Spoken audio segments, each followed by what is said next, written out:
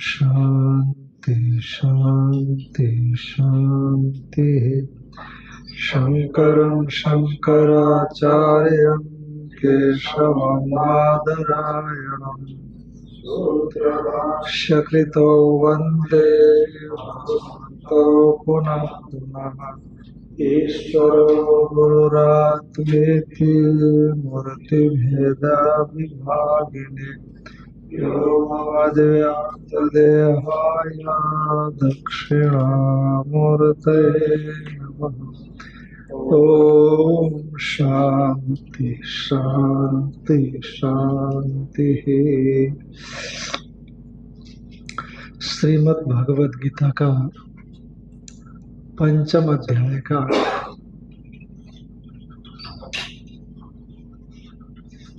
जो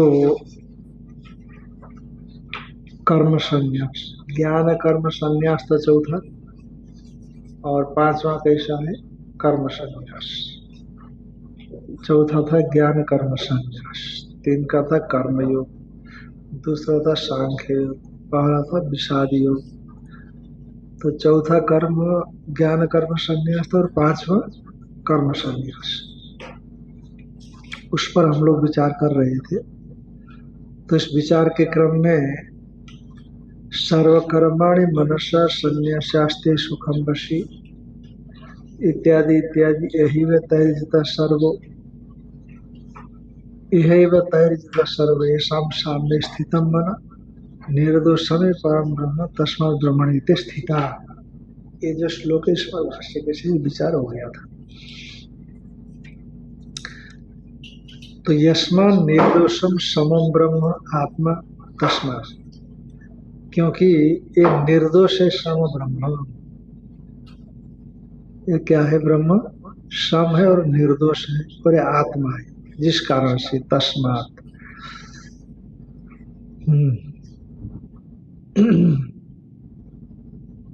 क्योंकि भाई एक बात शंका होती है कि जो विद्वान है ना, उस विद्वान को भी तो इष्ट अनिष्ट की प्राप्ति में, इष्ट प्राप्ति में हर्ष होगा, अनिष्ट प्राप्ति में विषाद होगा। तो ऐसा हर्ष और विषाद से विशिष्ट होता हो और निर्दोष ब्रह्म में उसकी स्थिति कैसे हो सकती है? तो इस प्रकार से हो सकती है। न प्ररिष्येत प्रियं प्राप्य नोद्विजेत प्राप्य च प्रियं स्थिर बुद्धिरसम्मूढ़ो ब्रह्मवित् ब्रह्मणि स्थितः। तो न प्ररिष्येत प्रियं प्राप्य, प्रिय आपको प्राप्त हो गया तो बड़े हर्षित नहीं होना, अपने समता को टूटने नहीं देना। जो प्रिय विषय आपके सामने में आए, प्रिय साधन आपके सामने में आए, तो व्यक्ति बड़ा उतावला हो जाता है ना। कितनी बार हर्ष फायर बोलते हैं, हर्ष फायर क्या बोलते हैं? हर्ष फायरिंग करते हैं ना शादी वादी में, क्या फायरिंग करना बोलते हैं उसको? गोली चलाते हैं। हाँ, कोई इंग्लिश में एक नाम है उसका, शादी वादी में। तो हर्ष और फायर की जरूरत भी इंग्लिश हिंदी हो गया। तो खुशी होती है तो व्यक्ति संभाल नहीं पाता। इष्ट प्राप्ति में बहुत ज्यादा उछलने की जरूरत है, और अनिष्ट प्राप्ति हो तो बहुत ज्यादा परेशान होने की आवश्यकता नहीं है। इष्ट प्राप्ति में खुशी न रहे, खुश न हो, अनिष्ट प्राप्ति में दुखी न हो, तो आपके मन की समता बनी रहेगी। कहते खुश होना तो बहुत बड़ा काम है, आजकल ये बोलते हैं ना, खुश होना तो किसी तरह से आप प्रसन्न होने के लिए कोशिश करो, चाहे कैसा भी कुछ भी करना पड़े, चाहे शराब पी लो, चाहे भांग खा लो, चाहे चरस पी लो, गांजा पी लो, तो आप खुश होने की कोशिश करो। खुश होना अच्छी बात है, पर खुश को अटैच होना खुश के साथ, ये गड़बड़ है। क्योंकि खुश तो हमेशा रहता नहीं ना, आया और चला गया। और दुख भी आया और चला गया, हमेशा रहता नहीं हो। अच्छा, ये दो चीज आते जाते रहेंगे हमेशा। कभी आपके अनुकूलता आएगी, कभी आप प्रतिकूलता आएगी। तो आप इन्हीं के साथ जुड़े रहोगे तो अनुकूलता और प्रतिकूलता से परे जो आपका स्वरूप है वहां तक कैसे पहुंच पाओगे? पहुंचना तो मन के जरिए ही है, साधन तो मन है। इसीलिए कहते हैं प्रियम प्राप्य न प्रहर्षेत। अब प्रियता को प्राप्त करके हर्षित न हो, है कि नहीं? न प्रहर्षम कुर्या, हर्ष न करें। और अप्रियम च प्राप्य, और जो अप्रिय है उसको प्राप्त करके न उद्विजे, उद्विग्न न हो, परेशान न हो, डिप्रेस ना हो, है कि नहीं? दुखी ना हो। अब नहीं तो वही इसमें भी दुखी रहेगा, उसमें खुश रहेगा। तो समान भाव में जब तक नहीं रहेगा तब तक अपने स्वरूप बोध के लिए प्रयास कैसे करेगा वास्तविक पुरुषार्थ के लिए? तो जब ऐसा कर सकता है तो स्थिर बुद्धि होता है, और ऐसा कर सकने की क्षमता वाला असमूढ़ माने विवेकी कहलाता है। समूढ़ माने अविवेकी, असमूढ़ माने विवेकी। ऐसा जो ब्रह्मवेत्ता है वो ब्रह्म में स्थित है। ऐसा ब्रह्म को जो समझता है वो ब्रह्म में क्या है, वह स्थित है। न प्रहर्षेत न प्रहर्षम कुर्यात्, प्रिय माने इष्टम प्राप्य लब्ध्वा। अब दुनिया में कोई नहीं सुनता इस बात को, कुछ कुछ वेदांतियों को छोड़कर। अरे हर्षित होने का मौका आ रहा है तो खुश हो जाना चाहिए ना, दुखी क्यों होना चाहिए? और दुखी होने को नहीं कहा जा रहा है, प्रहर्ष होने को भी मना नहीं किया जा रहा है। हर्षित तो खुश खुश रहे आप, दुखी ना हो। पर उसको पाने के लिए फिर निरंतर का जो प्रयास रहता है ना, उस प्रयास नहीं करना है आप। विषय के कारण से खुश रहा। हाँ, तो विषय हटेगा तो अपने आप खुशी चली जाएगी। सनिमित्तक है वो खुशी, सनिमित्तक और दुख है। जैसे जैसे जैसे कि आपको वो निमित्त हट जाएगा तो खुशी भी हट जाएगी, निमित्त हट जाएगा तो दुख भी हट जाएगा। शाश्वत रहने वाला नहीं। ऐसा समझ करके उस काल में भी मन में संतुलन बनाया जाए, और नहीं तो निमित्त रहेगा तो खुशी बनी रहेगी, है ना? तो उतने देर तक आप अपने को भूल जाते हो, और निमित्त रहेगा तो दुख बना रहेगा। शत्रु सामने आकर के खड़ा है, जैसे रावण बोलता नहीं, न्यक्कारो है वे बवे यदरय तत्राप्यसु तापस सुप्यत्रैव निहंत्रि राक्षस कुलम जीवत्य हो रावण। अरे मुझे धिक्कार है, मैं रावण हूं, कोई सामान्य व्यक्ति थोड़े हूं।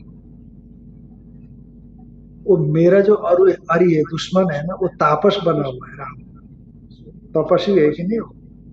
अरे मेरे जैसे महायोद्धा के लिए, महावीर के लिए, अतिरथी के लिए तो कोई ऐसा अतिरथी योद्धा प्रतिस्पर्धी होनी चाहिए थी। एक तपस्वी कमजोर व्यक्ति मेरा प्रतिस्पर्धी बना हुआ है, मेरे लिए धिक्कार है। न्यक्कारो यदरयस्तत्रापेषु तापस सोप्यत्रैव निहंत्रि राक्षस कुलम जीवत्य हो रावण। और उसने राक्षस कुल को नष्ट कर दिया जीवित रावण के रहते हुए। स्वर्ग ग्राम टिका विलुंठन बतो पिने किमे भीर भुजई। कभी स्वर्ग, स्वर्ग मानो ग्राम टीका है, छोटे छोटे गांव है स्वर्ग, तो उनको मैंने लूट डाला था, कभी जीता होगा। ये मेरे मोटी मोटी भुजाओं के सामर्थ्य खत्म हो गए, व्यर्थ ही हो गई ये भुजाएं। ऐसे रावण स्वयं को धिक्कार करता है, स्वयं को धिक्कारता है। ऐसे हमने साहित्य दर्पण में पढ़ा, जब शास्त्री करते थे आज, हाँ आज साहित्य से शास्त्री करते थे तो साहित्य दर्पण नाम का पुस्तक में सब आता था। तो ये हर्ष फायरिंग आपने कहा सुना? हाँ जी, हर्ष फायरिंग आपने कहा सुना? ये वो कानून का शब्द है, पुलिस का शब्द है, हर्ष फायरिंग। अच्छा, हर्ष और फायरिंग दोनों इंग्लिश और हिंदी हो गए ना? हर्ष वाला हिंदी वाला हर्ष, खुशी के साथ फायरिंग। हाँ, खुशी के फायरिंग, ये शब्द तो आता है बहुत बार। पुलिस कर सकते हैं, जैसे ऑनर किलिंग बोलते हैं, अंतर्जातीय विवाह करते हैं ना। हाँ हाँ हाँ, वो विवाह में हमने पढ़ा, हर्ष फायरिंग में कहीं गोली इधर उधर लग गया तो कोई मर गया। नया शब्द है, कानून का वहाँ यूज किया। हाँ ऐसे कुछ होगा, कहीं मीडिया वीडिया में पढ़ने आया, तो हर्ष फायरिंग करते समय उस दूसरे को पैर में लग गया या ऐसा हो गया, ऐसा करके मर गया, ऐसा आता है। तो यहाँ यहाँ नहीं आता ऐसा, पहले फायरिंग होती नहीं थी ना, अभी फायरिंग शुरू किया होगा आपको लोगों ने। उदाहरण दिया था तो शब्द पे क्लिक किया होगा, नहीं तो पुलिस के शब्द। हाँ वैसे कोई उसमें पढ़ा होगा कहीं, पुलिस वाले का कोई लेख आया होगा। लिखते हैं लेकिन उसका मतलब है एप्लीकेशन। तो कहा कि स्थिर बुद्धि असमूढ़ो भ्रमण, न प्रहर्षित न प्रहर्षम कुर्यात्, जबकि आज के माहौल के विपरीत है ये। जब हर्ष का निमित्त उपस्थित होता है तो हर्षित होता है। आज को सिखाया जाता है ना, आप लाफिंग क्लब में जो खूब हंसो, टेंशन दूर हो जाता है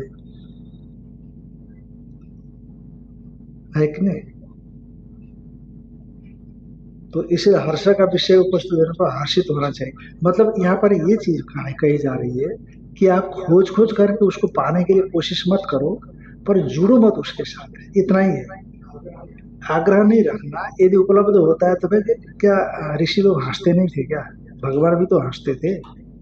ज्ञानी को भी तो ऐसा माहौल मिलेगा तो हंसेगा ही ना, है कि नहीं। जिस चीजों से हंसा जाता है तो वो चीज प्राप्त होने पर हंसता, पर वो हंसा खत्म हो गया, उसके साथ जुड़ा नहीं रहता। जैसे कुछ कुछ लोग होते हैं गुस्सेल होते हैं ना, गुस्सेल जो होते हैं, एक बार कोई निमित्त मिल गया गुस्सा करने का तो उनके गुस्से की धारा हमेशा चलती रहती है, लंबा चलती है। किसी को ऐसा होता है कि जैसे चाय बना रहे हैं आप, वो बर्नर जला दिया, उबला और बंद कर दिया, स्विच ऑफ कर दिया, तुरंत खत्म हो गया। किसी का ऐसा होता है, किसी का लंबा चलता है। माने आता है कोई बात नहीं है, परंतु आप उसको लंबा खींचे नहीं रखना है, ग्रंथि नहीं बना। जैसे गांठ एक बार बना, जब तक खोलेंगे नहीं आता तो खुलता नहीं, वैसा। नहीं तो सामान्य तौर पर जो हर्ष का विषय उपलब्ध होने पर हर्षित न होना, तो हर्षित तो होता ही है व्यक्ति। क्या बार-बार फिर वो निमित्त को भी ढूंढता रहता, हर्षित होने के निमित्त को ढूंढता रहता? ये नहीं होना, बस ऐसा नहीं करना उसको। एक बार जो निमित्त हर्ष दे रहा है, हाँ उसी से जुड़ जाता है। बस जुड़ जाता है, और जो विषाद का निमित्त होता है वो निमित्त को निकालने के लिए कोशिश करता रहता है। तो माना उसमें संतुलित मानसिकता बनी रहे उसकी, ताकि उसका जो उद्देश्य है, साधन चिंतन भजन पुरुषार्थ जो भी हुआ अपना कर्तव्य, उस कर्तव्य में आगे बढ़ सके, उसका तात्पर्य ये है। नहीं तो बहुत बार देखो ना, बहुत बार क्या होता है समाज में भी हम ही लोग ऐसा करते हैं। जैसे लोगों से जुड़े हैं तो उसकी भी सुनो, उसकी भी सुनो, उसकी भी सुनो, उसकी भी सुनो, पर दिमाग में किसी का रखो ना, है कि नहीं।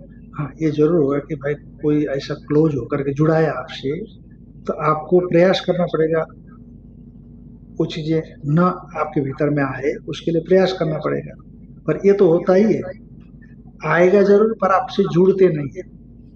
ये तो कुछ आपकी साधना होगी, उससे जुड़ते नहीं, या फिर इतने लोगों से संपर्क बनता है कि किस किस की बातों को संभाल करके रखेंगे आप, और निकल जाता है। हाँ विवेक, शास्त्र में विवेक चाहिए उसका, तो ये होता है। क्या बोले? विद्वान तो जगत का दृष्टा होता है, तो सिर्फ जगत का ही दृष्टा नहीं है, तो अपना जो जिस गुण में वो रहता है उसका भी दृष्टा होता है। तो जैसे वो जगत का दृष्टा होता है और उसमें जो भी क्रियाएं होती है उसमें कोई व्यतिक्रम करने की कोशिश नहीं करता है, वैसे ही वो अपना पूरी में जो भी क्रियाएं होती है, किसमें? जिसमें वो रहता जीवन में, शरीर में, हाँ जिसमें रहता है उसमें भी जो भी क्रियाएं होती है उसमें तो वो कोई व्यतिक्रम करने के लिए क्यों कोशिश करे? कौन? वो ज्ञानी। वो जगत का दृष्टा है, तो जगत में जैसे नहीं तो ये किसने किया? किसने कहा कि जो गतिविधियां हो रही है उसमें व्यतिक्रम करने का प्रयास करेगा ज्ञानी? ये ऐसे तो कुछ आया नहीं। ऐसा मत करना चाहिए। अरे उसके लिए विधि थोड़ी होती है, अज्ञानी के लिए विधि होती है ना। भाई सुबह स्नान करने के लिए नर्मदे जी जाओ, हाँ, पंचग्रास पहले भोग लगाओ, फिर भोजन करो, भगवान को प्रणाम करो, जल चढ़ाओ। ज्ञानी के लिए थोड़ी कहा जाता है, वो तो अज्ञानी के लिए कहा जाता है। हाँ, उसका जो ढर्रा बना हुआ है ज्ञान के अनंतर, ज्ञान से पहले वो करता है तो पर विधि नहीं होती वहां पर, नहीं समझे? उसके लिए कोई विधि विधान नहीं होती। भेदा भेदो सपति गलितो पुण्य पापे विशिले, इसलिए कोई विधि निस्त्रे गुण्य पथि विचरता हूँ, को विधि को निषेध, उसके लिए कुछ भी नहीं कहा जाता। लोक संग्रह भी उसके लिए नहीं कहा जाता, पर करेगा क्या, करते हुए आ रहा है। इसलिए भैया थोड़ा लोगों का भला हो जाए इतना ध्यान रखना, पर विधि नहीं होती फिर भी। और ऐसे संस्कार उसके अंदर में तो वो ऐसे लोक संग्रह के लिए करता रहेगा वो, पर विधि के पूर्वक नहीं करेगा। जैसे अज्ञानी विधि पूर्वक करेगा, उसके लिए वो साधन है। अब जैसे प्रजहाति यदा कामन सर्वान पार्थ मनोगतम, वो कामनाओं का संपूर्ण परित्याग उसका स्वभाव है। अज्ञानी के लिए कामनाओं का त्याग साधन है, वो स्वभाव ऐसा दिखता है, तो इसीलिए उसी का अनुसरण शास्त्र करता है।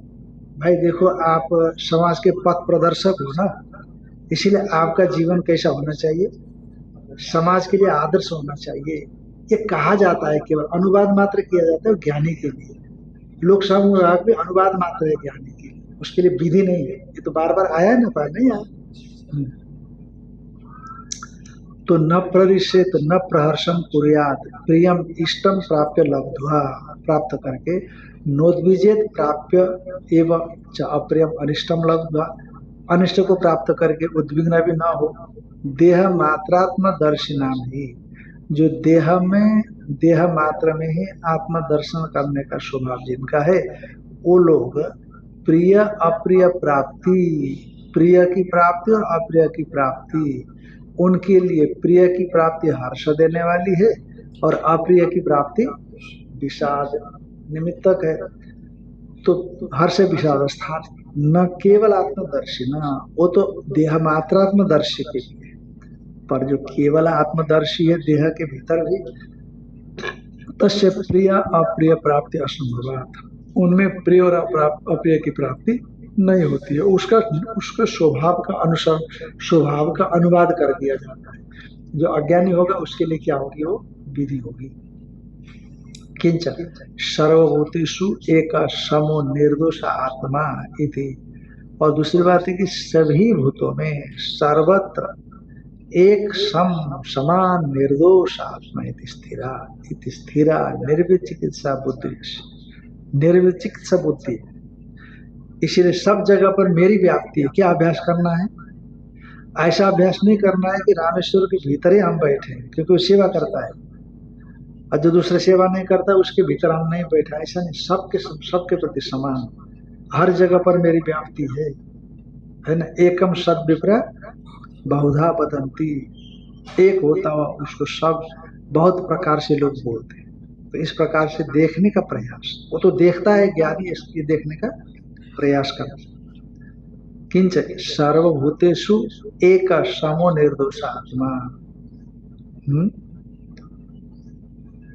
एष सर्वेषु भूतेषु गूढ़ोत्मान प्रकाशते दृश्यते त्वग्रया बुद्ध्या सूक्ष्मया सूक्ष्मदर्शी।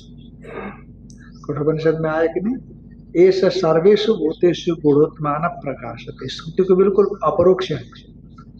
ऐसा सर्व, ऐसा करके प्रत्यक्ष रूप से बताती है। ऐसा सर्वेषु भूतेषु गूढ़ोत्मान, छुपा हुआ है, पर सबसे बड़ी समस्या सब जगह मौजूद है, छुपा हुआ गूढ़, गुहा संवरणे धातु, न प्रकाशत है पर दृश्यते तो ग्रया बुद्धिया, साधन संपन्न श्रवण मन ध्यासन, इससे संपन्न यदि बुद्धि होगी तो उससे क्या होगा, देख सकता, ज्ञान की निवृत्ति होगी, अभिवृत्त हो गया।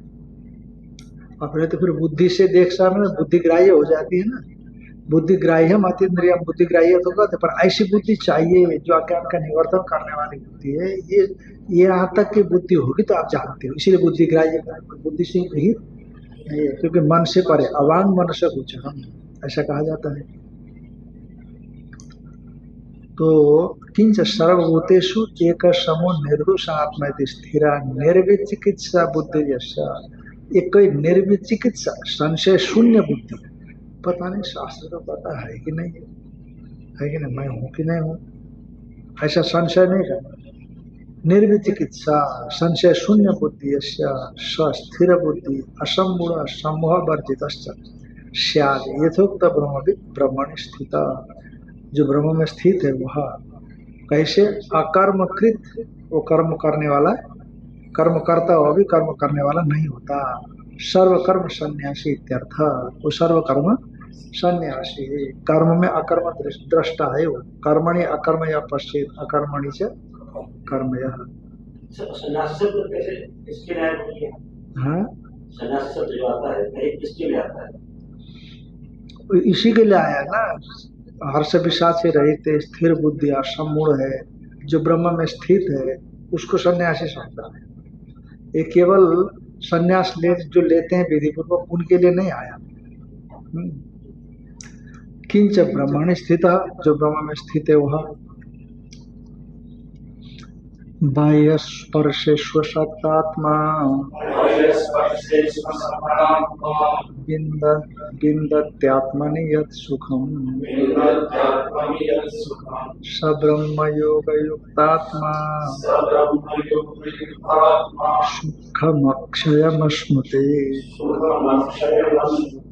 तो ब्रह्म में स्थित बता दिया उसको। तो अब ब्रह्म में स्थित होने के बाद क्या स्थिति होती है?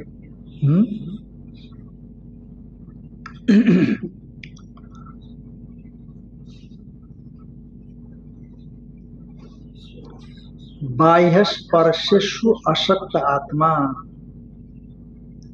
बाह्य स्पर्श स्पृश्यन्ते इति स्पर्शा है ना,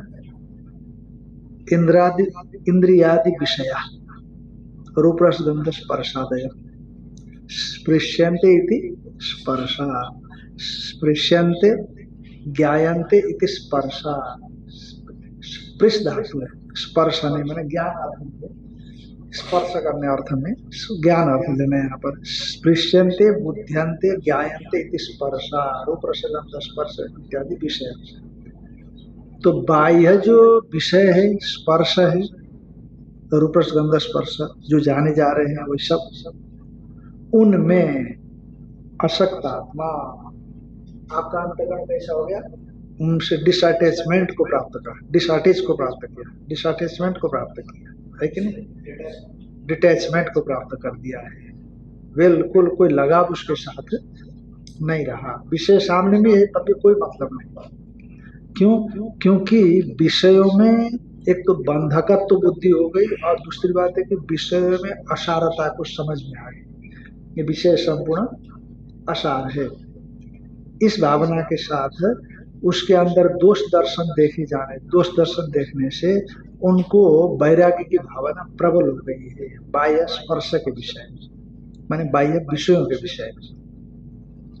अतएव बाह्य स्पर्शेषु अशक्त आत्मा, अशक्त आत्मा माने इंद्रियां हो गई। इसीलिए जब बाह्य जो विषय है, विषय के विषय में जब उसको लगा कि एक क्षयिष्णु है, विनाशी है, क्षणभंगुर है, तो उनकी बुद्धि में एक तुच्छत्व की भावना आई, वैराग्य हो गया ना, ये तुच्छ है, ये संसार में बाधे रखने वाले हैं, इस भावना से उसकी बुद्धि अशक्त हो गई। तो यत सुखम आत्मनि विन्दति, ऐसा व्यक्ति जो सुख आत्मा में अपने स्वरूप में पाता है। आत्मा का मतलब क्या दिया है? यत सुखम बुद्धि तो नहीं दिया कहीं।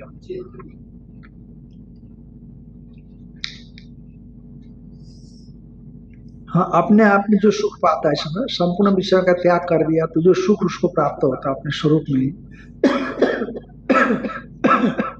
सब्रह्म योग युक्त आत्मा, जो ब्रह्म में ही जिसका मन लग गया है, ब्रह्म में भी समाधि हो गई है, ब्रह्म में एकाग्रता है जिसकी, ऐसा ब्रह्म में एकाग्र होने से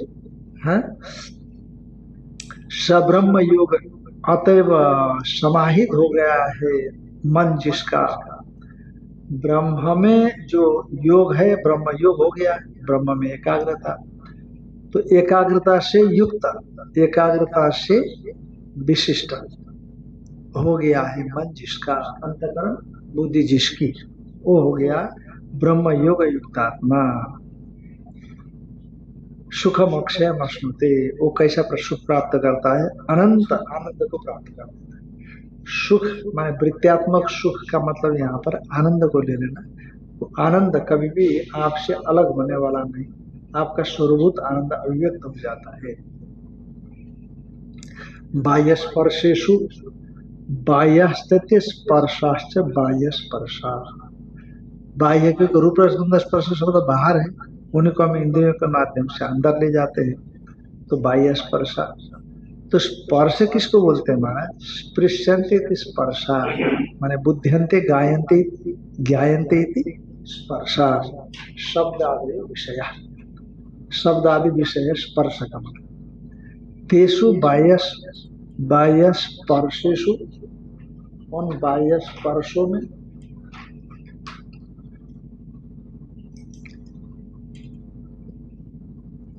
उन बाह्य स्पर्शों में असक्त हो गई है, आसक्ति शून्य हो गई है आत्मा अंतकरण यस्य। स्वयं असक्त आत्मा माने विषयेषु प्रीति वर्जित सन, विषयों में कोई प्रीति उसकी नहीं रही है। शरीर चलाने के लिए विषयों का सेवन कर लेता है, जितने आवश्यक विषय की जरूरत है व्यवहार चलाने भर के लिए, जीवन संचार करने के लिए, पर उससे अतिरिक्त तो उसके अंदर विषय के प्रति कोई प्रीति, कोई लगाव नहीं है। कर रहा है वो प्रीति से प्रेरित कोई तो नहीं करता, ऐसे ही मानना पड़ेगा। अज्ञानी है तो माने प्रयास कर रहा है उसको छोड़ने के लिए, ज्ञानी है तो उसका स्वभाव है छोड़ने का प्रयास कर रहा है, तो प्रीति हो तो छोड़ेगा, मतलब प्रीति हटाने के लिए ही प्रयास करेगा, है ना। जैसे राग तो होता ही है ना, साधक है तो कहने के राग रहेगा ही, उस राग को हटाने के लिए क्या करेगा? वो प्रयास करेगा।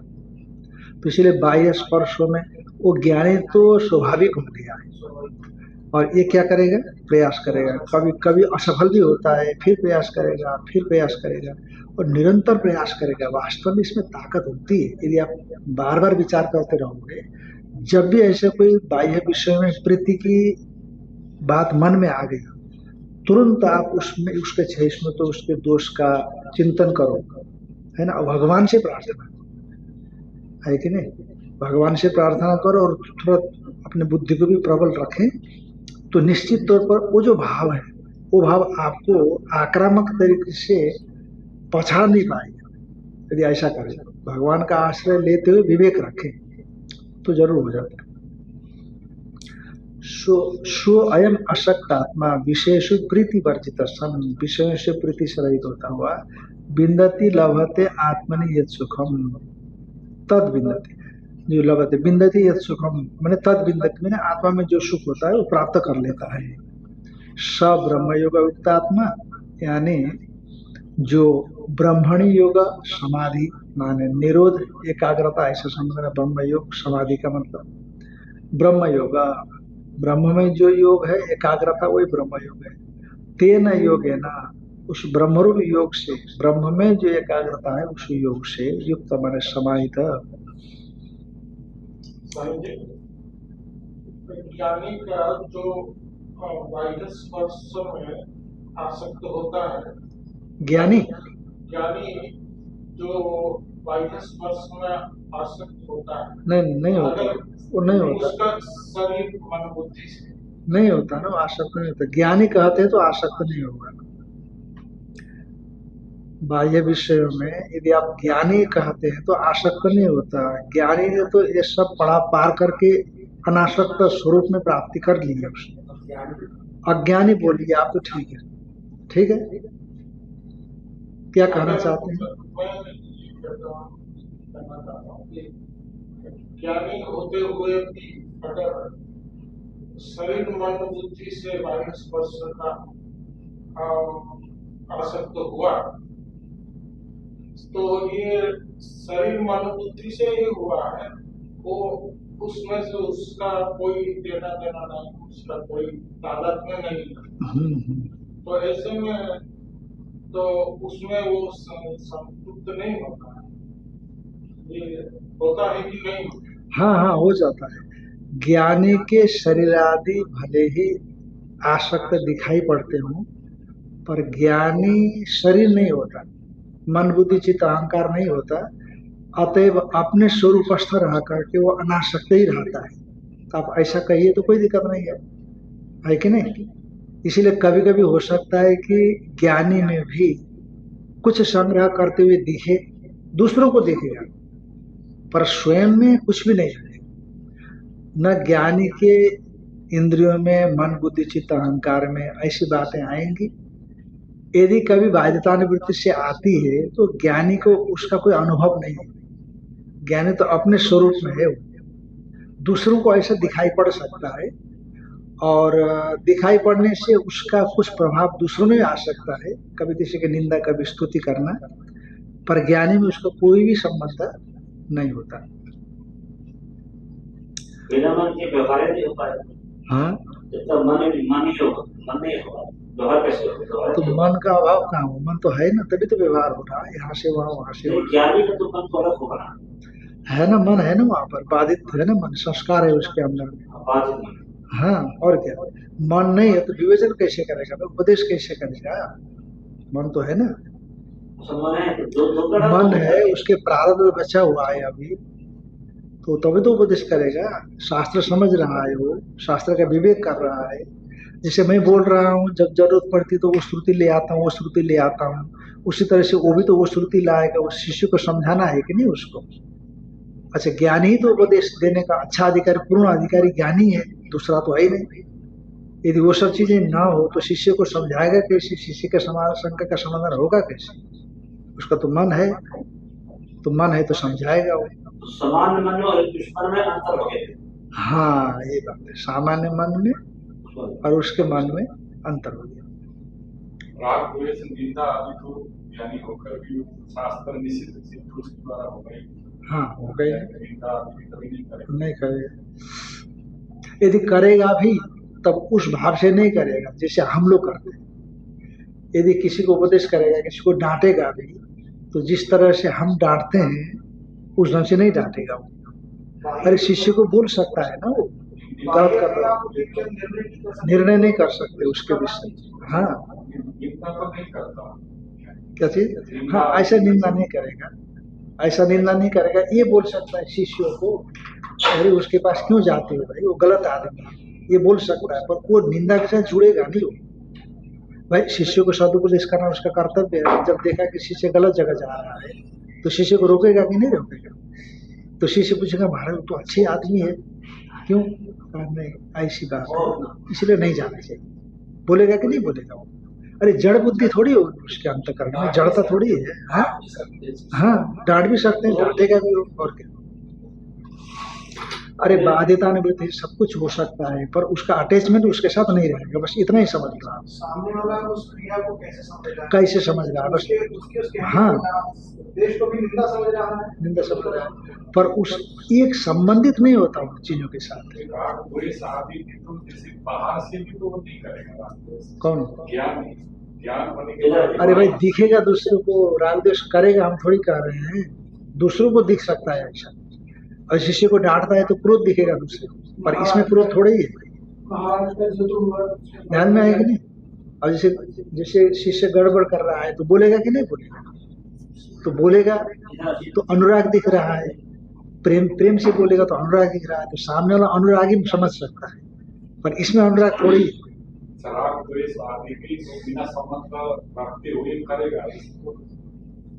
राग द्वेष करेगा हम ऐसा नहीं कह रहे हैं भाई, सामने वालों को दिखेगा ऐसा। कमाल है, क्या कितनी बार समझाएं इस चीज, हमारे समझ में नहीं आ रहा है। अरे सामने वालों को दिखेगा, हम थोड़ी करेंगे राग द्वेष करेगा, उनके चित्त में नहीं है। और क्या है? वर्तमान में जो सुखदेव मुनि जी है, उनका कोई मन की क्रिया दिखती नहीं, तो कुछ जाने मानिए कि सुख मारे जाए।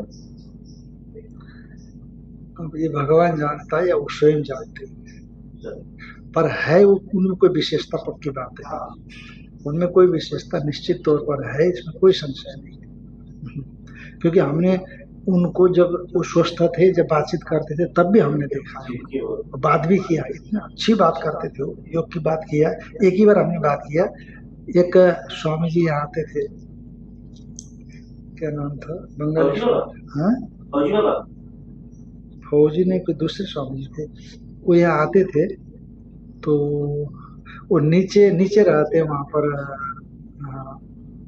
पौराणिक जी के इसमें, फौजी बाबा का, हाँ तो हाँ रहे हैं, तो वो काफी पहले से उनको जानते थे। तो फिर वो लेकर के एक दिन मेरे को गए, पूरी मतलब मक्खी मक्खी मक्खी मक्खी उनके शरीर में घूम रही थी, कोई नहाना धोना नहीं था, फटा हुआ कंबल बिछाए ओढ़े किनारे पड़ा हुआ था। तो फिर उन्होंने जब आवाज दिया, ऐसे ऐसे बाल बेचते थे, पता नहीं कितने दिन से नहाए हो। तो जब इन्होंने आवाज दिया, मेरा परिचय बताया, तो उन्होंने देखा, फिर हमने नमस्कार किया। तो फिर उन्होंने योग के विषय में कुछ चीजें बोली, कुछ चीजें 5-7 मिनट बोले होंगे वो, फिर बोल करके चुप हो गए, फिर बोले ही नहीं। उसके बाद इन्होंने कहा फिर अब ये नहीं बोलेंगे, अब चलते जाओ। फिर उसके बाद पता नहीं हम कैसे भूल गए, फिर एक बार हमारे मन में आया कि चलो उनसे दर्शन करने जाते हैं, फिर गए। उसके बाद तो बोलना ही बंद कर दिए थे। फिर ये जो गजानन संस्थान वाले हैं, उन्होंने कुटिया बना करके उनको रख दिया, एक व्यक्ति को भी रख दिया, तो वही सोच वो कर लेते हैं, और ये लोग भोजन ले जा करके दे देते हैं और सफाई कर देते हैं, ये लोग सेवा करते हैं। तो तब से लेकर के अभी तक इतने दिन से वो बैठे हैं। अब बुद्धि में कैसा क्या स्थिति है अभी, अब हम लोग कैसे जान सकते हैं।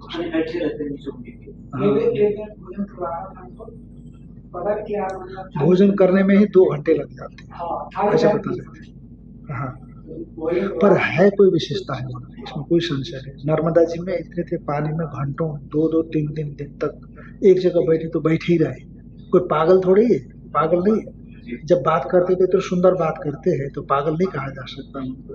तो ऐसी स्थिति थी। और धीरे धीरे हम तो, जहाँ तक मेरी समझ में है कि इतनी अंतर्मुखता उनको आ गई ना कि बाह्य सब विस्मृत हो गया, शरीर वरीर ये सब कुछ, हाँ सब भूल गया, ऐसा मेरा ऐसा अंदाजा है।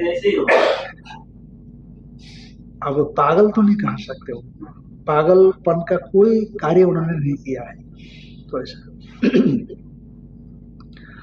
तो तस्मिन् व्यापृत आत्मा अंतकरण यस्य स योग युक्त आत्मा सुखम अक्षयम अश्नुते व्याप्नोति।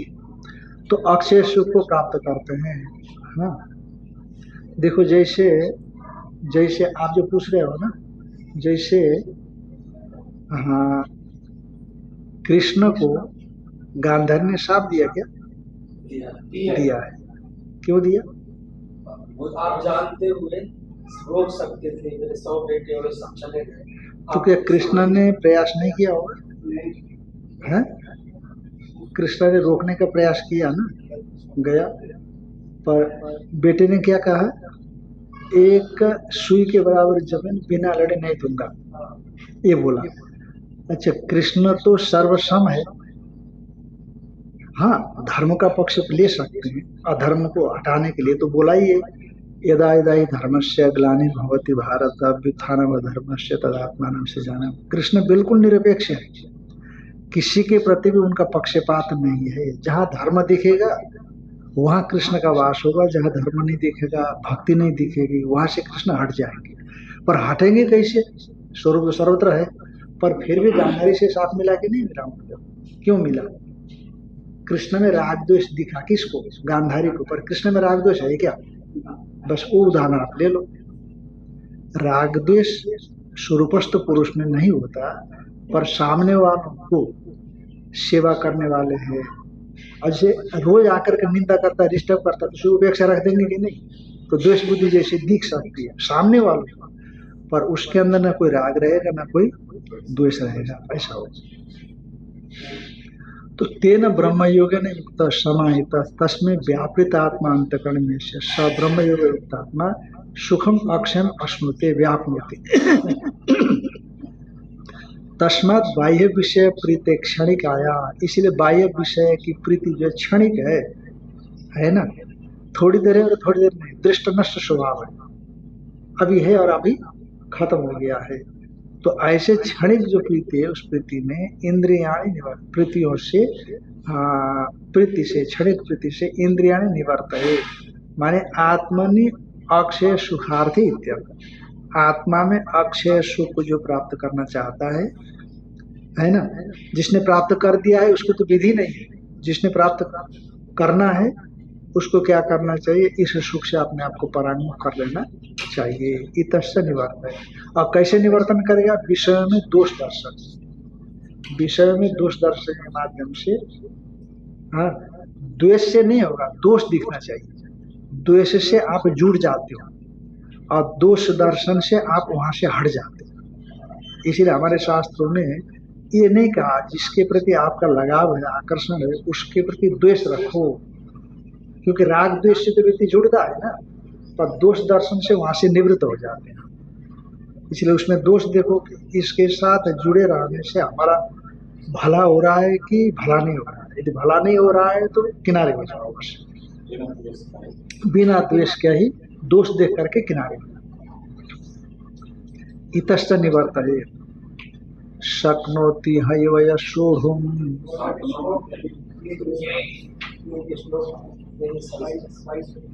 एहि संस्पर्शजा भोगा दुःखयोनय एव ते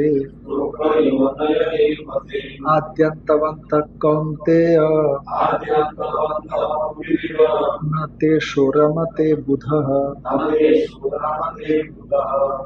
संस्पर्शजा भोगा है ना, संस्पर्श, हाँ, तो क्या हो गया, जो संस्पर्श,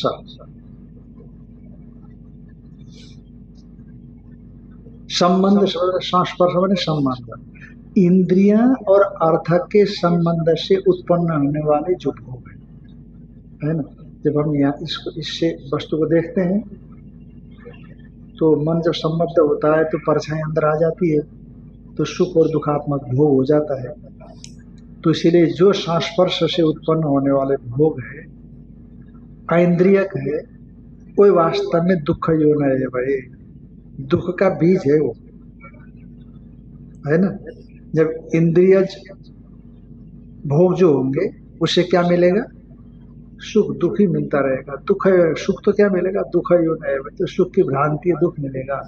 और आद्यंत बंत कौनते है, कौनते आदि अंत नाशवान है, तेसु बुध न रमते, उनमें जो सज्जन व्यक्ति रमण नहीं करते। यही यस्मात् संस्पर्शजा यानी विषय इंद्रिय स्पर्शेभ्यो जाता। संस्पर्शज का मतलब है कि संस्पर्श माने संबंध, यानी किसके साथ, विषय और इंद्रियों के साथ जो संबंध है उससे जाता भोगा, उत्पन्न हुए जो भोग है, भोगता है भोगा। दुख योनि एवं ते अविद्या कृतत्वात्, वो दुख योनि है, दुख के हेतु है अविद्या से जनित होने की वजह से। दृश्यन्ते आध्यात्मिक आदीनि दुखानि तन्निमित्तानि एवं, दृश्यन्ते आध्यात्मिक आदीनि दुखानि तन्निमित्तानि एवं, अविद्या निमित्त के आध्यात्मिक आदि दैविक आदि भौतिक जो दुख है अविद्या की है, सब अविद्या से ही जनित है। यथा यह लोके, जैसे इस लोक में ये दिखाई पड़ते हैं तो परलोक में भी ये दिखाई पड़ते हैं, और अविद्या की होते हो। जहां भी ये दिखाई पड़े सब क्या है, अविद्या का ही विस्तार है, अविद्या की चादर फैली हुई है सब जगह। तो यथा यह लोके तथा परलोके पीति गम्यते एवं शब्दा न संसारे सुख से गंध मात्र में अस्तित्व बुद्धिया। संसार में सुख, थोड़ा भी सुख नहीं है ऐसा समझते हुए विषय मृग तृष्णिकाया इंद्रियाणि निवर्तये, विषय मृग तृष्ण का रूप जो आसक्ति है उस आसक्तियों से इंद्रियों को हटावे। न केवलम दुख योनय, न केवल वो दुख के कारण ही है, अभी तो आदि अंत वाले भी है, आदि और अंत वाले। ये पदार्थ भोग आदि अंत वाले कैसे हैं कि न केवलम दुख योनय आदि अंतवंतश्च, न केवलम दुख योनय आदि अंतवंतश्च, न केवल दुख योनि है, अभी तो आदि और अंत वाले भी हैं। तो आदि अंत का मतलब क्या है? आदिर विषय इंद्रिय संयोग भोगानाम, माने विषय और इंद्रियों का संयोग भोगों का आदि है, वहीं से शुरू हो गया। जब विषय इंद्रिय, तब तक भोग का आदि कैसे होगा? जब तक विषय और इंद्रिय का संबंध नहीं बनता तो भोग नहीं होता ना। तो ये आदि है, शुरुआत है। जैसे आपने विषयों का इंद्रियों के साथ संबंध बनाया तो भोग शुरू होना चालू हो गया। आप खुश होने लगे, आप दुखी होने लगे, तो सुख दुख दोनों ही तो भोग है ना। तो ये आदि हो गया। और हाँ, अंतश्च तद्वियोग, माने विषय और इंद्रियों का जो संयोग है, उस संयोग का वियोग, संयोग का जो वियोग है वो भोगों का क्या हो गया? अंत हो गया। और बाह्य वियोग अथवा आंतर वियोग है ना, अपने प्रबल समदमादि साधन से तो जो संपर्क विषय इंद्रियों का बना हुआ है अंदर अंदर, उसकी उपेक्षा कर सके। और नहीं तो जब तक हमको विषय इंद्रियों के संबंध से सुख मिल रहा है, आप कहीं कोई दृश्य देख रहे हैं तो खुशी भी आ रही है उसमें, कभी कोई जल में तैरता हुआ दिख रहा है, तैरते तैरते डूबता हुआ दिख रहा है, तो बेचारा दुख भी पैदा हो रहा है। तो इसीलिए जब हम देखते हैं तो विषयों का सुख और दुख, जब विषय और इंद्रियों का संबंध होता है तो भोग का शुरू होता है, जब वियोग होता है तो भोग का अंत भी हो जाता है। अंत भी हो गया। अतएव अत आद्यंत बंतो अनित्या क्षण मध्य क्षण भावी इत्यर्थ। आदि और अंत में तो रहे ही नहीं, आदि और अंत हो गया तो क्या हो गया? मध्य क्षण भावित्वाद इत्यर्थ। वो मध्य क्षण भावी है, मध्य क्षण में अभी अंत नहीं हुआ, शुरू हो गई। तो विशेष करके उनका क्षण कौन रहा? मध्यकाल रहा। कौनते न तेषु रमते बुधो, जो विद्वान है उन चीजों में रमण नहीं करता है। तेषु माने भोगेशु। विवेकी अवगत परमार्थ तत्व, जो विवेकी परमार्थ तत्व है, परमार्थ तत्व का जो ठीक ठीक विवेक करने वाला है वो तो उसमें रमण करता ही नहीं, अनुवाद है, उसका स्वरूप का अनुवाद है। अत्यंत मूढ़ानाम एवं ही विषयेषु रतिर दृश्यते, ऐसा यथा पशु प्रवृत्ति नाम। जैसे अत्यंत मूढ़ है उन्हीं का ही विषयों में रति माने कामना देखी जाती है, जैसे पशु प्रवृत्ति नाम। और ये भी एक तरह से पशु है, क्योंकि विषय में अत्यंत मूढ़ रहता है, तो इसीलिए उसने आगम के ग्रंथों में तो इसको पशु ही कहा, जीव को कहा पशु और महादेव को पशुपति ऐसा कहा। ये पशु और वो पशुपति है। तो रति दृश्य थे यथा पशु प्रवृत्ति नाम। ओम पूर्णमतः पूर्णमिदं पूर्णात् पूर्णमुदच्यते पूर्णस्य पूर्णमादाय पूर्णमेवावशिष्यते।